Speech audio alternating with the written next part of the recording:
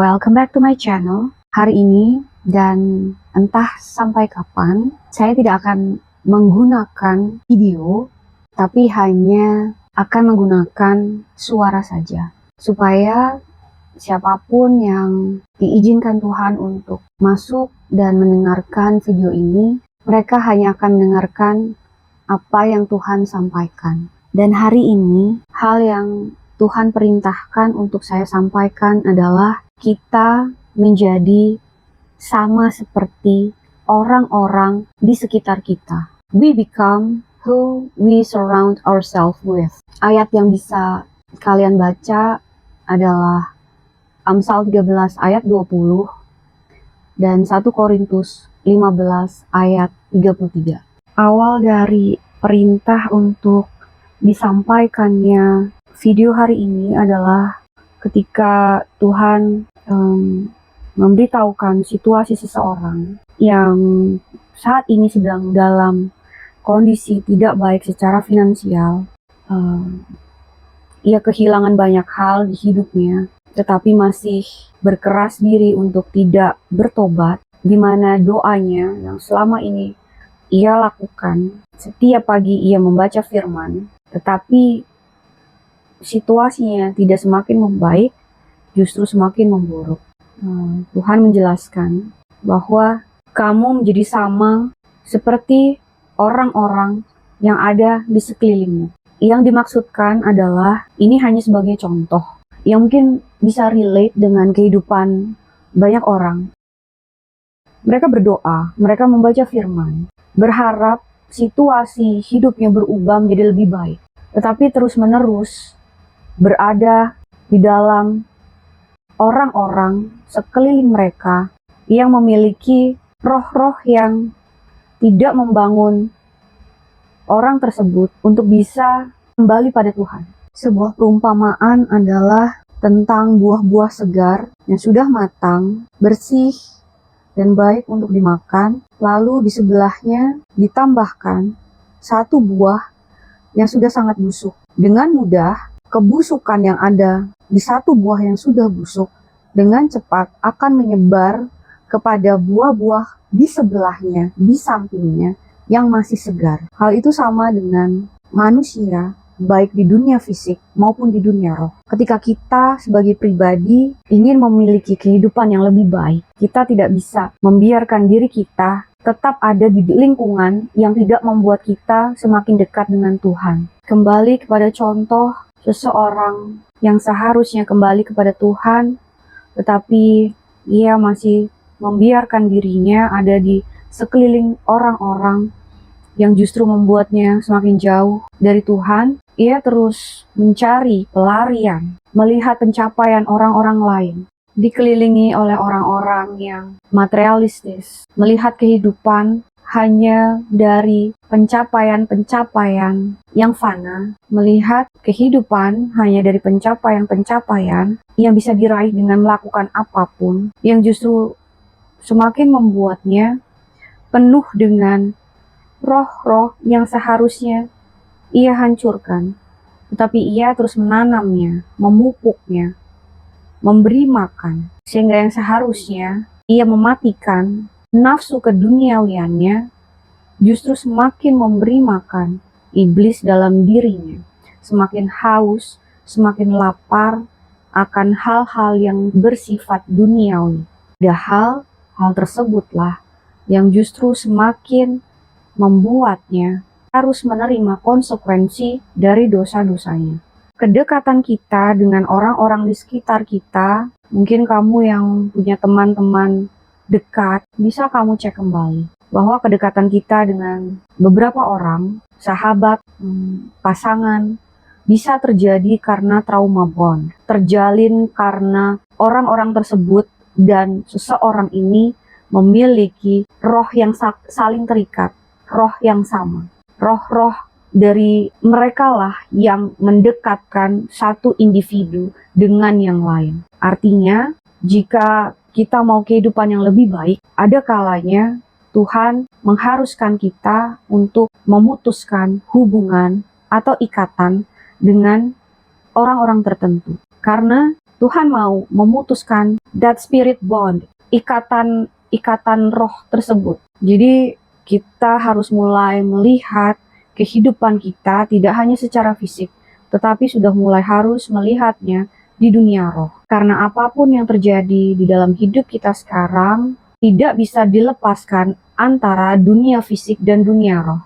Karena kita masih hidup di dalam dunia ini secara fisik, tetapi kita masih memiliki jiwa dan roh. Jadi 3 hal tersebut tidak dapat dipisahkan. Terkadang saat Tuhan sedang membenahi hidup kita akan dijauhkan, diasingkan, merasa sendiri dan harus sendiri. Pilihannya bisa jadi 2. Tuhan yang akan menjauhkan mereka atau kita yang harus menjauhkan diri dari mereka. Mereka itu bisa jadi siapapun. Siapapun yang tidak membawa kita untuk lebih dekat dengan Tuhan.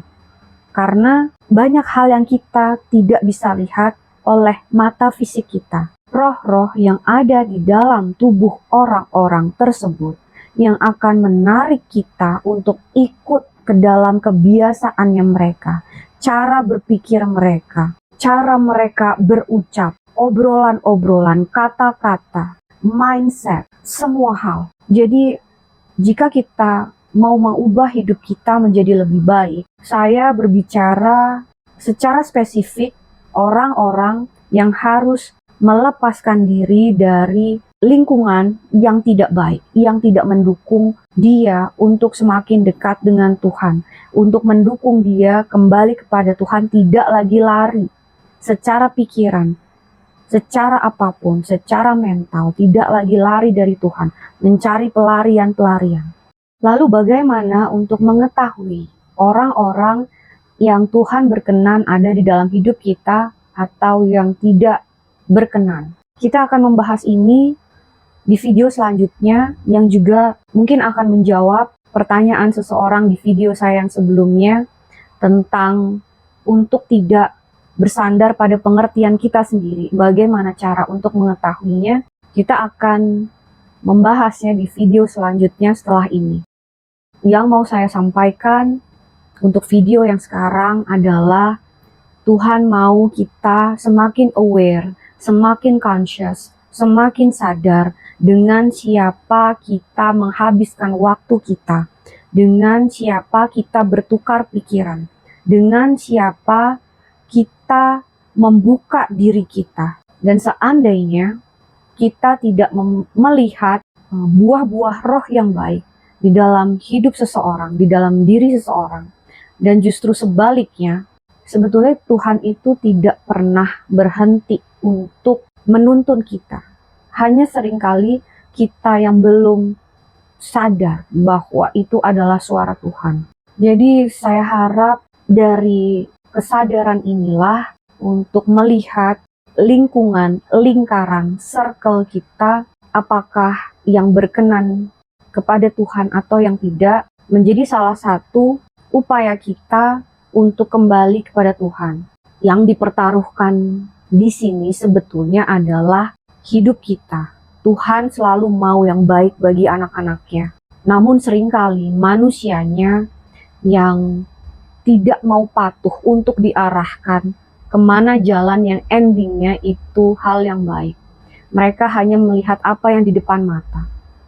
Padahal apa yang di depan mata seringkali adalah ilusi yang dibikin iblis, yang dibuat iblis seolah-olah adalah hal yang baik, padahal penuh dengan kebusukan. Dan kebusukan itu kalau dibiarkan terlalu lama, dekat sama seperti perumpamaan buah yang tadi, juga akan membuat busuk kehidupan orang tersebut. Please be aware, please be conscious, sadarlah bahwa hidup seringkali tidak seperti yang kita pikirkan. Kita manusia memiliki tubuh, jiwa, dan roh. Jadi untuk memperbaiki kehidupan kita supaya semakin baik, tidak hanya di dunia fisik, tetapi juga di dunia roh, karena pada akhirnya semua manusia akan mati, fisiknya akan mati, maka mulailah berpikir, melihat segala sesuatu yang tidak dilihat mata manusia kita. Dekatkanlah diri kita dengan orang-orang yang menuntun kita, membawa kita semakin dekat dengan Tuhan. Meskipun orang-orang tersebut yang dipakai Tuhan untuk mendekatkan diri kita kepada Tuhan, itu akan bisa jadi orang-orang yang kita tidak suka, orang-orang yang kita benci, orang-orang yang kita tidak mau untuk dekat. Seringkali, saya tidak bilang selalu, tetapi seringkali. Untuk apa? Untuk menghancurkan ego kita, untuk menghancurkan keangkuhan kita, the spirit of pride. Bahkan seringkali roh kebebalan. Kembalilah kepada Tuhan, berjalan di jalan Tuhan, bersama Tuhan, karena Tuhan mau membenahi kehidupan kita di semua aspek, di semua aspek. Percayalah bahwa perjuangan untuk dapat kehidupan yang baik tidak akan sia-sia dengan perjuangan yang sekarang. Jalannya tidak nyaman karena ada hal yang harus dibuang, dan untuk bisa membuang itu memang seringkali menyakitkan. Kembali kepada topik di awal, di mana Tuhan mau mengingatkan, discern our circle. Bijaklah untuk memilih orang-orang yang menjadi circle kita. It's okay to say no. It's okay untuk menolak. It's okay untuk menjauh. It's okay untuk memutuskan hubungan. It's okay untuk menjadi sendiri, hanya kita dan Tuhan. Tidak ada siapapun. It's okay to be alone. Jika memang Tuhan harus menjauhkan kita dari banyak orang, atau Tuhan meminta kita untuk menjauh dari entah sementara atau selamanya, dari beberapa orang atau banyak orang atau seseorang atau siapapun, pakailah waktu itu hanya untuk kita dan Tuhan. Spend time with God. Pakai waktu lebih banyak bersama Tuhan. Waktu lebih banyak bersama Tuhan itu seperti apa? Apapun. Bisa dengan pakai waktu kita untuk berdoa. Pakai waktu kita hanya untuk seperti kita ngobrol. Pakai waktu kita untuk memuji-muji Tuhan. Pakai waktu kita untuk membaca firman, mempelajari firman. Mengisi roh kita dengan firman Allah. Pakai waktu kita untuk menulis jurnal, hal-hal yang kita inginkan untuk terjadi. Pakai waktu untuk refleksi diri, apapun yang harus kita lakukan untuk semakin mendekatkan hubungan kita dengan Tuhan. Our real circle yang harus kita tanam, yang harus kita pupuk, yang harus setiap hari kita menghabiskan waktu adalah dengan Tuhan. Kalau kita butuh seseorang untuk menyayangi kita, kalau betul ada kekosongan di dalam diri kita, kasih itu hanya bisa kita dapat dari Tuhan. Bukan dari orang yang kita anggap pasangan, bukan dari orang yang kita anggap sahabat. Haha hihi, no. Kasih yang kita butuhkan, obat yang kita butuhkan bagi tubuh kita, mental kita, jiwa kita, roh kita, hanyalah menghabiskan waktu dengan Tuhan, bersahabat dengan Tuhan, mengobrol dengan Tuhan, berkomunikasi dengan Tuhan, mendengarkan Tuhan. Apa yang ingin kita sampaikan, sampaikanlah. Kalau itu kita merasa penuh dengan kekecewaan, amarah, kesedihan, apapun itu, sampaikanlah. Be raw, jadilah apa adanya. Sampaikan yang harus kita sampaikan. Kalau ada banyak pertanyaan tentang hidup kita, sampaikan. Tetapi di titik Tuhan menjawab, dengarkan. Don't deny anything that you hear. Jangan denial. Jangan enggak. Terima itu. Segala kebenaran yang disampaikan Tuhan ketika kita sudah membuka diri, terima dan kunyah itu, telan itu, meskipun pahit. Telan meskipun pahit. Karena kebenaran dari Tuhan seringkali menyakitkan. Jika ada bagian dalam diri kita yang luka, minta Tuhan untuk membantu kita bagaimana menyembuhkan. Saya harus bilang, tidak ada apapun yang bisa menyembuhkan luka hati, trauma, anything about mental, tidak ada. Tidak ada selain Tuhan kita. Beberapa luka itu disebabkan oleh roh-roh yang tidak berasal dari Tuhan. Dan hanya bisa dikeluarkan ketika kita semakin dekat dengan Tuhan. Tidak ada apapun yang bisa melepaskan kita dari itu selain daripada Tuhan. Ini cukup panjang. Semoga tidak cukup membosankan untuk didengar. Dan sekali lagi, setiap topik yang saya angkat ke dalam video tidak bisa dijawab hanya dengan 1-2 kalimat. Seperti yang pernah saya sampaikan, bahwa hidup di dalam Tuhan itu tidak pernah bisa 1 ditambah 1 sama dengan 2. Seperti akar serabut pada pohon. Semua berkaitan. Jadi tidak bisa hanya dijawab 1 kalimat dan 2 kalimat. Tapi saya akan berupaya terbaik yang saya bisa untuk menyampaikan sejauh pengetahuan saya yang Tuhan beri. Try my best to be humble. Semoga apa yang disampaikan hari ini bisa membantu kamu semakin membuka mata hati kamu,